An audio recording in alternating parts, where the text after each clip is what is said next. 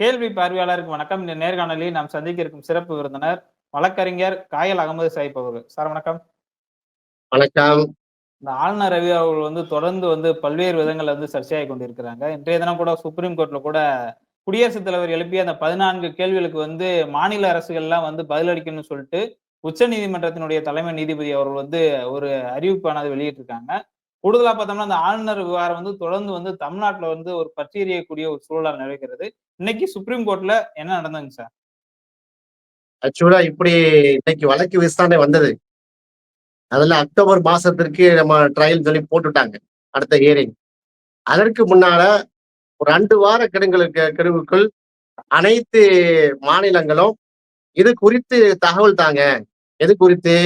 ஆளுநருக்கும் ஜனாதிபதிக்கும் நீங்கள் உங்கள் மாநிலத்தில் நிறைவேற்றப்படக்கூடிய மசோதாக்களுக்கு அவர் பதில் அளிக்கும் வகையில 60 நாள் 90 நாள் நம்ம கால நிர்ணயம் பண்ணுவதை பற்றி உங்களுடைய கருத்து என்ன என்று எல்லா மாநிலத்திலும் லெட்டர் எழுதியிருக்காங்க. யாரு? திரு கவாய் அவர்கள், உச்சநீதிமன்றத்துடைய தலைமை நீதிபதி. இப்படி கேட்டதே தமிழ்நாட்டுக்கு மிகப்பெரிய வெற்றி. ஏன்? அதாவது பெடரலிசம் சொல்லக்கூடிய கூட்டாட்சி தத்துவத்தில் அவரு ரவி, தமிழ்நாடு ஆளுநர் ரவி கை வைக்கிறார் என்பதுதான் நம்முடைய பிரேயர். மாநில சுயாட்சி என்கிற விஷயத்துல அவர் தமிழ்நாட்டு அரசையும் தமிழ்நாட்டு மக்களால் தேர்ந்தெடுக்கப்பட்ட நம்ம தமிழ்நாடு அரசு நிறைவேற்றக்கூடிய சட்டங்களை அவரு மசோதாக்களை நிறுத்தி வைக்கிறார். ரிஜெக்டும் பண்ண மாட்டிருக்காரு, அக்செப்டும் பண்ண மாட்டிருக்காரு. பதில் சொல்லாம 3 வருஷம் ஊற போடுறாரு. இது மக்களாட்சி தத்துவத்திற்கு எதிரான நிலைப்பாடு என்பதுதான் நம்முடைய பிரேயர். எனவே மாநிலங்கள் உரிமை சார்ந்த இந்த வழக்கில திரு B.R. கவை அவர்கள், உச்சநீதிமன்ற தலைமை நீதிபதி B.R. கவை அவர்கள் அனைத்து மாநிலங்களுக்கு லெட்டர் போடியா, என்ன மாநிலங்கள் என்ன கேட்குதுன்னு சொல்லு அப்படின்னு கேட்க வைத்ததே கூட்டாட்சி தத்துவத்தை நிலைநாட்டி இருக்கிறார். உண்மையிலேயே தலைமை நீதிபதி அவர்களுக்கு பாராட்டுகளையும் வாழ்த்துக்களையும் நம்ம தெரிவிக்க வேண்டும். ஏன்? இதுதான் பெடரல் ஸ்ட்ரக்சர், கூட்டாட்சி தத்துவம். யுனைடெட் ஸ்டேட்ஸ் ஆஃப் இந்தியா தான். இந்தியாங்கிறது பல மாநிலங்களினுடைய தொகுப்பு. நமக்கு டைரக்டிவ் பிரின்சிபிள்ஸ் ஆஃப் ஸ்டேட் பாலிசின்னு இருக்குது. சென்ட்ரல் லிஸ்ட், யூனியன் லிஸ்ட் என்றால் என்ன, ஸ்டேட் லிஸ்ட் என்றால் என்ன, ரெண்டுக்கு இடைப்பட்ட கன்கரண்ட் லிஸ்ட்ல உள்ள விஷயங்கள் எல்லாமே வகுக்கப்பட்டிருக்கிறது. கான்ஸ்டியூஷன் மிக தெளிவாக இருக்கிறது. அந்த அடிப்படையில மாநிலங்களுடைய கருத்தை கேட்டதே கான்ஸ்டியூஷனை தூக்கி நிறுத்திருக்கிறார் B.R. கவை. இது தமிழ்நாடு தான் ஒட்டுமொத்த இந்தியாவுக்கும் வழிகாட்டி இருக்கிறது. தமிழ்நாடு அரசு போட்ட இந்த வழக்குல மாபெரும் வெற்றி, ஏற்கனவே ஒரு வெற்றி. அண்டையில கொட்டு வைத்த மாதிரி ஆளுநர் ரவிக்கு என்ன செய்றாங்க, சவுட்ல அடிச்ச மாதிரி, நீ எப்படிப்பா நிறுத்தி வைப்ப, உனக்கு என்ன ரைட்ஸ் இருக்கு அப்படின்னு கேட்டு ஜனாதிபதி இழுத்து விட்டாரு பாருங்க. ஜனாதிபதியும் நீங்களும் என்ன செய்யணும், 60 நாளுக்குள்ள பதில் சொல்ல வேண்டும் என்று சொன்னதே மிகப்பெரிய விஷயம். இப்ப 2வது மேட்டர் என்னன்னா, நீங்க உங்களுடைய கருத்துக்களை சொல்லுங்கள் என்று கேட்டதே இது கூட்டாட்சி தத்துவம். இங்க பாத்தீங்கன்னா ஒன் மேன் ஷோ இந்த நாட்டுல கிடையாது. B.R. அம்பேத்கர் உருவாக்கிய அரசியலமைப்பு சட்டத்துல இந்தியர்கள் அனைவருமே சமம். இங்க பொதுமக்கள், மக்கள் தான் எஜமான. அதாவது ஜுடிஷியரி, எக்ஸிகியூட்டிவ் எல்லாமே பாத்தீங்கன்னா மக்களுக்கானதுதான் அப்படிங்கிறது நிலைநாட்டப்பட்டிருக்கு. இன்றைய தினம் சுப்ரீம் கோர்ட்ல வேற என்னென்ன நடந்துச்சுங்க சார்? அப்ப பல்வேறு கருத்துக்கள்லாம் தலைமை நீதிபதி அவர்கள் தெரிவிச்சிருக்க பல்வேறு கருத்துக்கள் இருக்குது. இன்னைக்கு என்ன நடந்தது? ஆக்சுவலா 14 கேள்வியை ஜனாதிபதி முர்மு அவர்கள் கேட்டிருந்தார். என்னன்னா, சட்ட முறைப்படி ஆர்டிகிள் 200, 201 கீழ் ஜனாதிபதி அவர்கள் ஒரு முடிவை எடுத்தாலோ அல்லது நாடாளுமன்றம் ஒரு முடிவை எடுத்தாலோ, மிக முக்கியமான கேள்வி, அதில் தலையிடுவதற்கு உச்ச நீதிமன்றத்திற்கு பவர் இருக்கா, 142 விதியை பயன்படுத்த முடியுமா என்கிற கேள்வி. 14 கேள்வி மிக முக்கியமான கேள்வி. அந்த கேள்விக்கு ஏற்கனவே கடந்த உச்ச நீதிமன்றத்தினுடைய தலைமை நீதிபதி இருந்தவரே பதில் சொல்லிட்டார். உச்ச நீதிமன்றத்துல ஒரு வழக்கு வரும்போது அது ஜனாதிபதியாக இருந்தால் நம்ம விசாரிக்கிறோம் அப்படின்னு சொல்லிட்டாரு. இப்ப திருப்பி மாத்தி பிடிச்சாங்க. ஒரு ஜனாதிபதி என்பவர் உச்ச நீதிமன்றத்தினுடைய தீர்ப்பில் தலையிடலாமா அப்படின்னு ஒரு கேள்வியை கேட்டாங்க. அந்த கேள்விதான் மிக சிறப்பான கேள்வி. என்னன்னா, ஒரு கவர்னர், தமிழ்நாடு கவர்னர் குறித்த சப்ஜெக்ட் தான் இது. ஒரு கவர்னர் என்பது எப்படி இருக்கணும், அவருக்கு என்ன ரெசிடியூர் பவர் அப்படி எங்களை எல்லாம் வரையறுத்தார்கள். முதல்ல ஆர்டிகிள் 143 அடிப்படையில ஒரு பிரசிடென்ட் வந்து என்ன செய்யணும், ஒரு அட்வைசரி ஒப்பீனியன் கொடுத்துடலாம். சுப்ரீம் கோர்ட் எனக்கு என்ன அட்வைஸ் பண்றீங்க அப்படின்னு நீங்க கேட்கலாம். Any question of law or fact of public importance, மக்களுக்கு தேவையான ஒரு ஒரு விஷயம் இருக்குன்னா சுப்ரீம் கோர்ட் அணுகி என்ன செய்யலாம், ஜனாதிபதி கேட்கலாம். ஆனா இவங்க கேட்டது எப்படின்னா, என்னுடைய பவர்ல நீங்க இப்படி தலையிடலாம், உங்களுக்கு என்ன ரைட்ஸ் இருக்குது அப்படிங்கிற மாதிரி சுப்ரீம் கோர்ட்டை மிரட்டல் துணையில சில கேள்விகளா இருக்கு. அந்த 14 கேள்விகள்ல அதுவும் இருக்கு. குறிப்பா எனக்கு எப்படிப்பா கால நிர்ணயம் பண்ணுவ அப்படிங்கிற கேள்வி. அதுக்கு தான் பி.ஆர். கவை அவர்கள் வந்து நீ எங்கேயா பார்த்து கேட்கிற, இந்த பாருங்கன்னு சொல்லிட்டு எல்லா ஸ்டேட்டுக்கு லெட்டர் எழுதியிருக்காரு. இன்னும் குறிப்பா பாத்தீங்கன்னா, அதாவது இந்த ராமஜென்மபூமி பாபர் மசூதி கேஸ் இருக்குல்ல, அதுல இந்த மாதிரி நீங்க கேள்வி கேட்டீங்களா? 1994 அந்த பிரச்சனை வந்துச்சு. அப்ப அதே சுப்ரீம் கோர்ட் என்ன சொல்லிச்சு, ஆர்டிகிள் 143 வைத்து தான் என்ன சொன்னாங்க, இது வந்து கோர்ட் நிலுவையில இருக்கு, யாரும் தலையிட முடியாது என்று சொன்னார்கள். ஞாபகம் இருக்கா? நரசிம்மராவ் பில்ல வந்து உடைக்கும் போது அந்த பிரச்சனை வரும்போது சுப்ரீம் கோர்ட் என்ன சொல்லிச்சு, கேஸ் வந்து விட்டது என்று சொல்லிச்சு. அப்போ சுப்ரீம் கோர்ட்டுக்கு ஒரு வழக்கு சென்று விட்டால் சுப்ரீம் கோர்ட் தான் அவரு, அது ஜனாதிபதியாக இருக்கட்டும், முதலமைச்சராக இருக்கட்டும், கவர்னரா இருக்கட்டும், அல்லது வந்துட்டு பிரதமராகவே இருக்கட்டும், சுப்ரீம் கோர்ட்டுக்கு வழக்கு வந்து விசாரிப்பாங்கங்க. பிரதமர் மேல கேஸ் போடலாமா, போட முடியாதான். ஜனாதிபதி மேல கேஸ் போடலாமா, போட முடியாதான். பிரச்சனை என்னன்னா, ஜாதீப் தன்கர் மேட்ரு ஓடிட்டு இருக்கு. அது வேறு விஷயமா நம்ம பேசியிருக்கிறோம். உச்ச நீதிமன்ற நீதிபதி லஞ்சம் வாங்கி விட்டாரு கேஸ் எங்க போயிருக்குது? சாரி, உச்ச நீதிமன்ற இல்ல, உயர் நீதிமன்ற நீதிபதி அவர் வந்து லஞ்சம் வாங்கிட்டாருன்னு யாரு யாரு விசாரிக்கணும்? அத பிரதமரா விசாரிக்க முடியும், ஜனாதிபதியா விசாரிக்க முடியும், கோர்ட்டு தானே விசாரிக்கணும். அப்ப கோர்ட்டு விசாரிக்கும் போது தண்டனை பெற்று தராங்கன்னு சொல்லி நீங்க என்ன செய்யலாம், இன்னைக்கு பார்லிமெண்ட்ல வந்து எதிர்கட்சி எல்லாம் சேர்த்து ஜெகதீப் தன்கர்கிட்ட வந்து என்ன செஞ்சாங்க, மனு கொடுத்தாங்க. இப்ப ஜெகதீப் தன்கரே வந்து ரிசைன் பண்ண வச்சுட்டாங்களே, அதுல பிரச்சனையா இருக்கு. அப்போ கோர்ட்டை எடுத்துக்கிட்டீங்கன்னா ஒரு ஜட்ஜை விசாரிப்பாங்க, யாரையும் விசாரிப்பார்கள். ஆனால் அது பிரைமா ஃபேஸ் இருக்கா இல்லையா தான் மேட்ரு. ஜனாதிபதி மேல நாம கேசப்பட முடியுமா? அப்படி எடுக்க மாட்டாங்க, ஈஸியெல்லாம் எடுக்க முடியாது. ஜனாதிபதிக்கு மேல கேஸா போட்டாங்க இல்ல, கவர்னர் தவறு செய்கிறார். எந்த அளவுக்கு தவறு செய்யறாரு, தன்னுடைய பவருக்கு வெளியில உள்ள விஷயங்களை எல்லாம் அவர் சொல்கிறார். எந்த அளவுக்குன்னா, கவர்னருக்கு roles and responsibility of governor Indian கான்ஸ்டிடியூஷன்ல இருக்கிறது. அவர் என்ன செய்யணும்னா, சீஃப் மினிஸ்டருக்கு வந்து என்ன செய்யணும், அப்பாயின்மெண்ட் பண்ணணும். சீஃப் மினிஸ்டர் யார், ஒரு மாநிலத்தினுடைய முதலமைச்சர் வந்து இந்தந்த ஆட்களை எல்லாம் வந்து அமைச்சராக வந்து போடுங்கன்னு சொல்லும் போது அவர் கட்டுப்பட்டு அமைச்சராக வைக்கணும். செந்தில் பாலாஜி அவருக்கு ஆர்.என். ரவிக்கு பிடிக்காதுங்கிறதுக்காக வேண்டி அமைச்சர் செந்தில் பாலாஜிக்கு நான் பதவி பிரமாணம் தர மாட்டேன் அப்படின்னு சொன்னாங்கன்னா அவர் ஆளுநர் இல்லைன்னு அர்த்தம். ஆளுநர் வந்து தனக்கு என்ன செய்யணுமோ அதைத்தான் செய்ய வேண்டும். தனக்கு உள்ள உரிமைன்னு ஒன்று இருக்கு. அதை தாண்டி வள்ளலார் யார் தெரியுமா, சனாதனத்தின் உச்சம், இது ஒரு ஆளுநருடைய வேலை இல்லை. அதுக்கு வந்து பாஜக வந்து அண்ணாமலை இருக்காரு,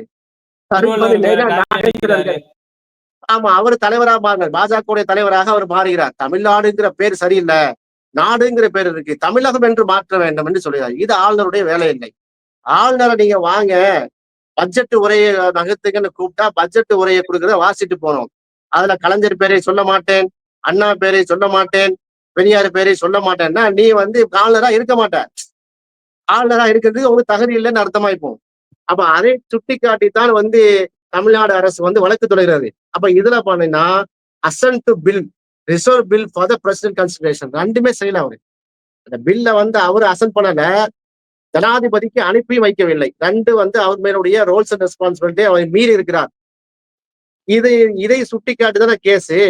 அதனால மணி பில்லா இருக்கட்டும், ஸ்டேட் பட்ஜெட்டா இருக்கட்டும், கண்டிஜென்சி ஃபண்ட் எதுலையுமே அவர் தலையிடுறது இல்லை. ஆளுநர் வந்து இந்த மாதிரி புஸ்கு புஸ்குன்னு போயிட்டு வர்றாரு டெல்லிக்கு, என்னைக்காவது நம்ம தமிழ்நாட்டுக்கு சேர வேண்டிய எஜுகேஷன் ஃபண்ட் பிஎம்3 ஃபண்ட் வாங்கி தந்தாரா? ஒக்கி புயல் கஜா புயல்ல வந்து நிவாரண நிதி தரவே இல்லையே ஒன்றிய அரசு, கேட்டுப்பட்டு தந்தாரா? அது போல தென் தமிழகமெல்லாம் வந்து பனை வெள்ளத்துல தத்தளிச்சத தேசிய பேரிடர் நிவாரண நிதியில எது வாங்கி தந்தாரா? அதெல்லாம் செய்ய மாட்டாரு. அவருக்கு எதுக்கு நேரம் இருக்கும், ஊர் புறா சுத்திட்டு ஒவ்வொரு யூனிவர்சிட்டியா போய் எல்லா மாணவர்களையும் அழைத்து வைத்துக் கொண்டு புகாரி ராகம் பாடுறது. ஸ்டாலின் சரியில்லை, ஆட்சி சரியில்லை, நல்லா நீங்க வந்துட்டு ஐஏஎஸ் ஆபீசர் ஆகணும். யாரு? ஜனாதிபதி. ஜனாதிபதி மாளிகைக்கு கரண்ட் சப்ளை எல்லாமே வாட்டர் சப்ளை நம்ம கொடுத்து கொண்டிருக்கிறோம். அவரை நம்ம வெளி மாநிலத்துல பார்க்கல. மேதக ஆளுநர் நம்ம சொல்றோம். ஆனா ஆளுநர் வேலை என்ன செஞ்சுட்டு இருக்காரு? இப்படிப்பட்ட வேலையில செய்து கொண்டிருக்கிறார். இதனாலதான் நம்ம என்ன செய்ய வேண்டியிருந்துச்சு? வழக்கு தொடர்ந்தாங்க. இப்படி அசெண்டிங் பில்லு, சுவரிங் சிஎம் எதுலையுமே அவர் என்ன செய்யல பண்ணல. அவருடைய ஆர்டிகல் 153 டு 162 153 162 வரைக்கும் அவருக்கு ஆளுநருக்கு என்ன பவர் இருக்கு என்பதை வரையறுக்குது. அந்த பவர் அவர் செய்யல. ஆர்டிகல் 163 டு 167 163 167 கவர்னர் வந்து லோக்கல்ல இருக்கக்கூடிய மக்களால் தேர்ந்தெடுக்கப்பட்ட ஒரு மாநில அரசோட எத்தகைய ரிலேஷன்ஷிப்ல இருக்கணும், எத்தகைய தொடர்புல இருக்கணும், அதை கூட அவரை செய்யல. அது போல ஆர்டிகிள் 200 ஒரு மசோதா நிறைவேற்றப்பட்ட மசோதாவை அனுப்பி வைக்கணும், அவர் செய்யவில்லை.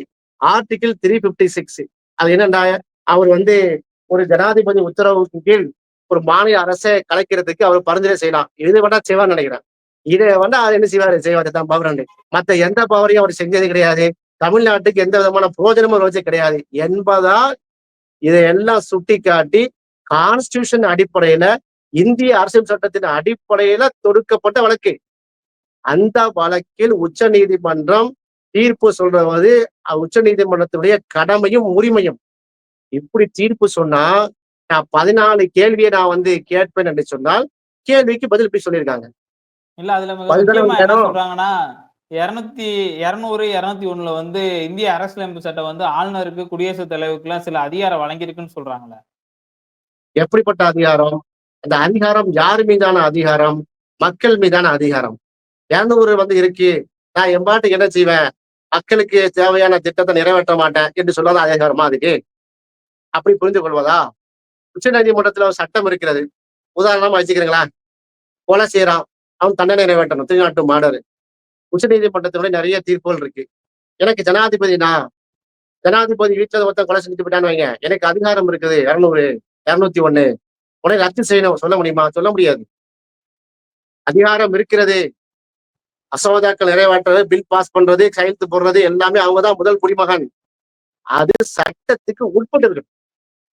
நீங்க ஒரு பில்லு வருதுன்னா ஒண்ணு சரின்னு சொல்லுங்க, அல்லது சரியில்லைன்னு சொல்லுங்க. தப்பா இருக்கு திருப்பி அனுப்புங்க. 3 வருஷம் ஊற போட்டா இதெல்லாம் வந்து கொஸ்டின் பண்ணாங்க தலைமை நீதிபதி. எப்ப நீ சரின்னு சொல்றீங்களா ஆர்.என். ரவி அவர்களே, நீங்க ஒரு மசோதாவை, தமிழ்நாட்டு மசோதாவை சரின்னு சொல்றீங்களா தப்புன்னு சொல்றீங்களா? நீங்க அமைதியா இருந்தா என்ன தெரியும் எங்களுக்கு தான் கேள்வி. அப்ப 200ல எங்களுக்கு பவர் தந்திருக்கு. அந்த பவர் தந்தது யாரு? நீங்க சட்டத்துக்கு கட்டுப்பட்டு இருந்தா தான் அந்த பவர் உங்களுக்கு இருக்கும். ஒரு போலீஸ் ஆபீசர் இருக்காருங்க, போலீஸ் காக்கி சட்டை போட்டிருக்கா, டியூட்டில இருக்காரு. எனக்கு வந்து சட்டம் ஒழுங்கு நிலைநாட்டக்கூடிய பவர் இருக்கு. அதனால அவர் இஷ்டத்துக்கு துப்பாக்கி சுட முடியுமா? கேட்டா சொல்ல முடியாது. அவருக்குன்னு ரெசிடென்ட், அவருக்கு பெர்மிஷன் வேணும். என்கவுண்டர் பண்றாருன்னா அதுக்கு ஒரு சட்டங்கள் இருக்கிறது. இதே மாதிரி ஜனாதிபதி வந்து பவர் இருக்கிறது. அவர்தான் மூத்த குடிமகன், முதல் குடிமகன். அந்த பவரு யாரால கிடைச்சிச்சு? கான்ஸ்டிடியூஷனால கிடைச்சிச்சு. அந்த கான்ஸ்டிடியூஷன் சொல்கிறது உச்ச நீதிமன்றம் ஒரு தீர்ப்பை சொல்லிவிட்டால் அது இந்தியா ஃபுல்லா சட்டமாகிவிடும். அதை நீங்க எப்படி பைபாஸ் பண்ணுவீங்க? இதான் கொஸ்டின். இப்ப தமிழ்நாடு தொடர்ந்து இந்த வழக்கு மூலியமாவும் இந்தியாவுக்கே ஒரு தீர்ப்பு கிடைக்கும் நம்ம பார்க்க முடியுமா? நிச்சயமாக வந்து தீர்ப்பு கிடைக்க வேண்டும் என்று நம்புகிறோம். கிடைக்கும் என்று நாம என்ன செய்யறோம்? ஆசைப்படுகிறோம். காரணம் என்னன்னா, தமிழ்நாடு தான் எல்லா விஷயத்துக்கும் வந்து வழிகாட்டி இருக்கிறது. அன்றைக்கு 1950களில் 60ல நடந்த மொழி போராட்டம் தான் இன்றைக்கு பாத்தீங்கன்னா மும்மொழிக்கு எதிரான போராட்டமாக இந்தியா ஃபுல்லா என்ன செய்யுது, வந்து சுடர் விட்டு பரவி இருக்கிறது. மராட்டிய மண்ணுல 2 துண்டா பிரிந்திருந்த சிவசேனாவுடைய நிறுவனர்கள் உத்தவ் தாக்கரே, அதே போல ராஜ் தாக்கரே, 2 பேரும் சேர்ந்திருக்காங்க. எது சேர்த்துச்சு? மொழி அடிப்படையா சேர்த்து. மராட்டிய மொழியை அழிப்பதற்காக இந்தி திணிப்பின் மூலமா நம்முடைய தாய்மொழியான மராட்டி அழியுதுன்னு சொல்லி இரு திருவங்களா இருந்தவங்க ஒன்று சேர்ந்திருக்கிறாங்க. இதை நம்ம எப்ப செயல்படுத்தி காட்டினோம்? 70 வருஷத்துக்கு முன்னாடி செயல்படுத்தி காட்டிட்டோம். அப்ப 70 வருஷம் 60 வருஷத்துக்கு முன்னாடியே தமிழ்நாடை உருவாக்கிய சிற்பிகள் போட்ட வித்து இன்னைக்கு ஒவ்வொரு விஷயத்திலும் வழிகாட்டி கொண்டே இருக்கிறது. மாநில சுயாட்சி, தமிழ்நாடுங்கிறது தனி ஸ்டேட் அப்படின்னு சொன்னாங்க பத்தியா. இன்னைக்கு வந்து உச்ச நீதிமன்றமே அதை வந்து அங்கீகரிக்கும் வகையில ஸ்டேட்டுக்கு தான் உரிமை இருக்குன்னு சொல்லி லெட்டர் எழுதியிருக்கு. அப்ப 70 வருஷத்துக்கு முன்னாடி 60 வருஷத்துக்கு முன்னாடியே நம்ம வழிகாட்டி இருக்கிறோம். அந்த வழிகாட்டு நெறிமுறைகள் உண்மையிலேயே இந்தியாவுக்கே வழிகாட்டுதலா அமைஞ்சிருக்கு. நமக்கு பெருமை தான். திராவிட மாடல் தான். இதுதான் திராவிட மாடல். ஆளுநர் விவரம் கொடுத்து பல்வேறு கருத்துக்களுக்கு வந்தீங்க. நன்றி சார். மிக்க நன்றி.